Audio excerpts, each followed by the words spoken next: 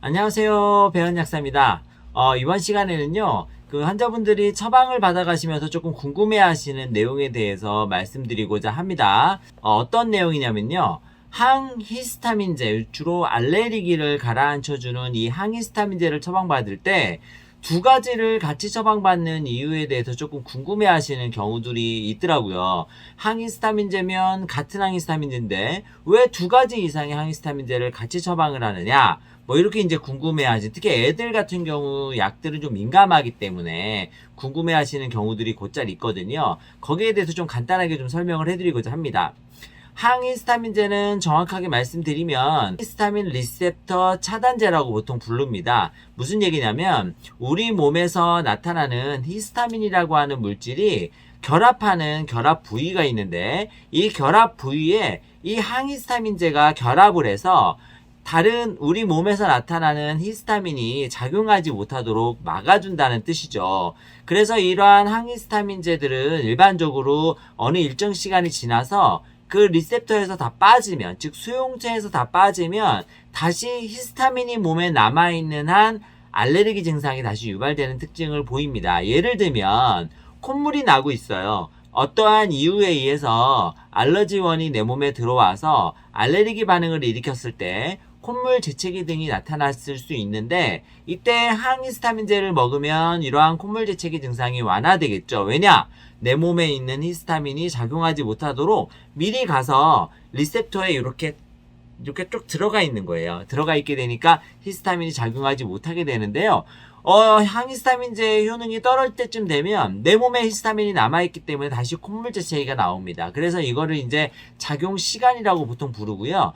일반적으로 졸음 증상이 있는, 즉 1세대 항히스타민제의 경우에는 보통 6시간 정도, 그래서 하루에 3번 정도 복용하도록 되어 있고 2세대 이상의 항히스타민제, 졸음 증상이 좀 덜한 항히스타민제의 경우에는 하루에 한 번 24시간 복용하도록 되어 있습니다. 액티피드라고 하는 대표적인 콧물약은 하루 3번 먹는 거 알고 계시죠? 지르텍이라고 하는 알레르기 약은 하루에 한 번 먹잖아요. 이런 이유가 있습니다. 그런데 이 항히스타민제는 각각이 결합하는 수용체가 조금씩 달라요. 그래서 그 항히스타민제에 따라서 어떠한 수용체에 더 잘 반응하고 어떠한 수용체에 더 잘 반응하지 않을 수가 있습니다. 때문에 항히스타민제 효과를 극대화하기 위해서 두 가지 이상의 항히스타민제를 같이 쓰는 경우들이 있고요. 아까 말한 것처럼 작용 시간에 따라서 작용 시간이 짧은 것과 긴 것을 같이 병용해서 좀 더 길게 작용 시간을 가져오면서 새벽이라든지 아침에 조금 더 가려움 증상이 심할 때 약물을 복용하게 해서 증상들을 완화시키는 요법으로 두 가지 이상을 병행하기도 합니다. 또는 가려움이라든지 이런 것에 특화되어 있는 제제들이 있거든요. 예를 들어서 요즘에 이제 처방이 많이 나오는 두드러진 같은 시럽이에요. 요거는 이제 유시락스 시럽이라고 해서 유명하죠. 요러한 시럽과 요러한 자디텐이라고 하는 케토티펜 시럽이 병용돼서 나오는 경우가 있는데 이러한 경우에는 가려움증이 심한 경우 이 유시락스 시럽이 훨씬 더 두드러진 시럽이 훨씬 더 효과가 좋거든요. 그렇기 때문에 가려움을 가라앉히기 위해서 좀 강력한 항히스타민제 1세대 항히스타민제를 쓰고 그리고 얘는 약간 진정작용이 있어요. 가려움이라든지 이런 걸로 인해서 내가 굉장히 예민해져 있는 증상을 좀 완화시켜주는 효과도 있고 저녁에 이제 가려워서 잠이 잘 못 잘 경우에는 잠을 좀 잘 잘 수 있도록 도와주는 효과도 있죠. 좀 더 롱텀으로 가는 것은 이러한 케토티펜 같은 시럽은 12시간에서 24시간 가기 때문에 하루에 한 번 또는 하루에 2번 복용하도록 나와서 몸에서 항히스타민 그러니까 히스타민의 작용을 좀 장기적으로 억제하는 용도로 사용하게 됩니다. 주로 알레르기 반응이나 모기에 물렸다든지 이랬을 때 많이 사용하게 되는데요. 이럴 때 이렇게 두 가지 이상의 항히스타민제가 나왔을 때 이상하다 생각하지 마시고 이러한 반응으로 사용하는구나 라고 이해해 주시면 좋겠습니다.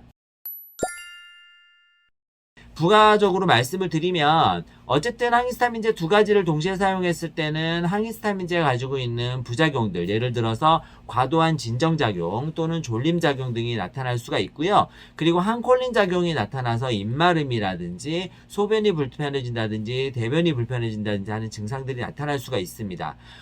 사람에 따라서 이 항히스타민제는 예민한 경우와 예민하지 않은 경우가 나눠지기 때문에 어떠한 약물이 무조건 이러한 부작용을 일으킨다고 볼 수는 없어요. 그래서 환자분들께서 어떠한 약을 먹었더니 조금 더 그러한 증상이 있어서 좀 불편했다, 이러한 부분들을 미리 알고 계셨다가 진료를 받으실 때 또는 약을 투약받으실 때 의사나 약사에게 미리 말씀을 해주시면 그 부분에 관해서 조금 더 안전하게 드실 수 있는 방법을 또는 안전하게 드실 수 있도록 처방이 나오도록 할 겁니다.